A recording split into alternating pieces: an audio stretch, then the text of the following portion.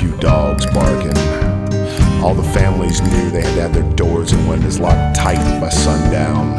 You see, they felt safer that way, even though they knew in their heart of hearts they weren't. It was for the children's sake, so they could sleep. And of course, this being no Mexican legend, but the pure, unadulterated truth, a few years back during the annual Day of the Dead festival, well, there was a tragic occurrence. It started like any other festival day, the women baking sugar skulls and bread for the dead and sewing skeleton costumes for the little children, while the men sat on benches outside telling stories about their dead friends and relatives and drinking tequila. So, as the sun went down, there would be a candlelight procession at the local cemetery, and that's where it all happened. That's where it took place. See, the mayor of the village was a desperate man.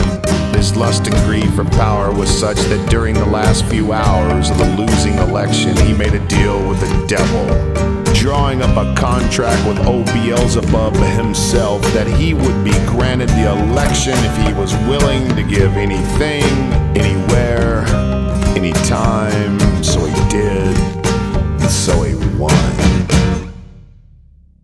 As hours, days, and months went by, everything seemed to be just fine, as there were no demands on the mayor, who lived in a lavish mansion on the hill overlooking the town. The people seemed happy and the fruits of life were plentiful. But as November 1st approached, the mayor started receiving letters in the mail postmarked from hell. The letter said, "On the first day of the dead, you will be asked to repay me," signed, the devil. Each day for 1 week, he threw the letters in the fireplace and went about his business. So as the first day of the dead arrived and the sun sank behind his mansion on the hill, he walked with all the little children in their skeleton costumes with candles in through the gates of the cemetery, and their parents showed them how to kneel and pray to their dead loved ones. About that time, the devil sent in a band of demons on horseback and systematically cut their heads off one by one. And as the blood ran through the streets, the mayor screamed, "Diablo es muerto!"